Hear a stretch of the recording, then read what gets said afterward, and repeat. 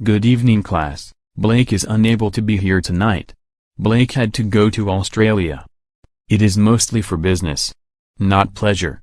At least that is what he told me. The purpose of Blake's paper is to explore online classroom challenges MOOC instructors encounter in culturally diverse online classrooms. The framework for this paper is outlined in the American Evaluation Association Public Statement on Cultural Competency, and they outline essential practices for cultural competence.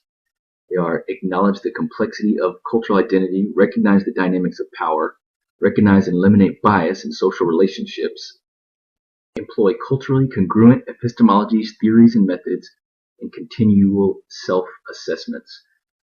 In this presentation, we won't get to cover all of these. We'll touch on them briefly, but they are outlined very well in the paper.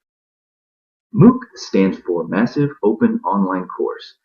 They are open and generally free digital online courses, and they focus on this fantastic characteristic of the interaction in the form of teacher-student, peer-to-peer discussion, questioning and answer activities. There are several MOOC benefits. The most pronounced is what it can do by creating a level playing field in third world countries. It can help cultivate the literacy of people in developing countries. You basically take education where education is not. Why are MOOCs important? Basically, MOOC is a tool that can help take education around the globe as long as you have internet access. And there have been some excellent studies done on that students learn well regardless of format, online or traditional classroom. According to the Universal Declaration of Human Rights, everyone has the right to education. Digital literacy, including critical literacy, are challenges in developing countries. This paper argues that MOOCs have a significant part to play along the road to this goal. The very nature of MOOCs are to be transnational and cross-cultural, meaning a greater chance for people of different cultures to interact. So the technology brings learners and instructors together. Where do MOOC students come from? From 2012 and 2013, there was a triple growth in students registered for courses. And they're generally come from 35.2% from North America, Europe 28.2%, Asia 21.4%, South America 8.8%, Africa 3.6%. MOOCs have the potential to be an invaluable tool in offering education to marginalized groups in some cultures. The two examples here, females in Afghanistan and in Dalit community in Nepal, where a majority of people do not have access to education. What a minute. With all of these good things about how MOOCs are going to save the world, what about the completion rate at 7%?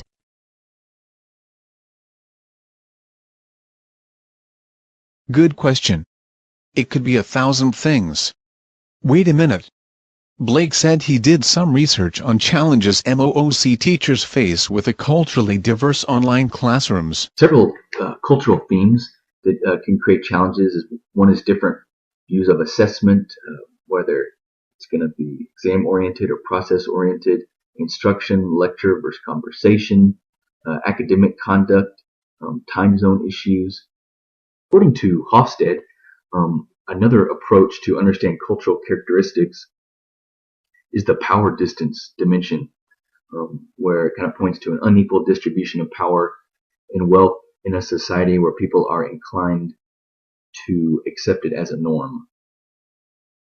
A typical online instructor professional development focus is on these categories: the access to teaching learning resources, uniform quality content, online teacher control, sustained ongoing professional development, and visual images of teaching.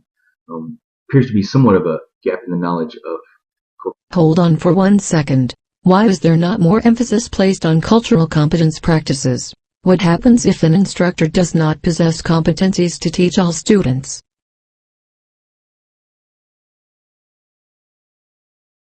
According to Dunn in 2006, online learners experience anxiety if cultural factors are ignored.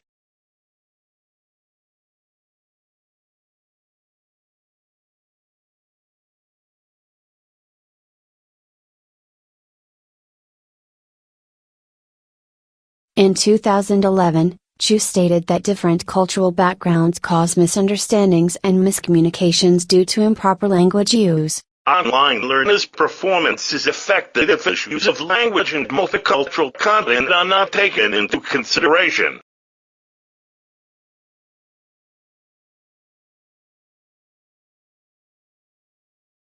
That is exactly what I am talking about. In a study by Williams in 2010, online learners ceased from participating in posting forums, due to cultural differences in communication.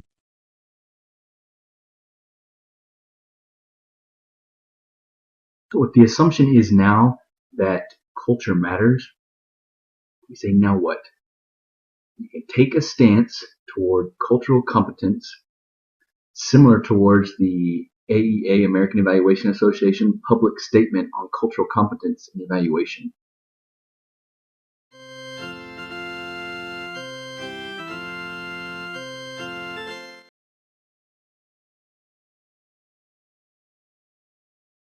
For future research, if self-reflection is important, how can I get self-knowledge? The concept where you reflect on not reflecting.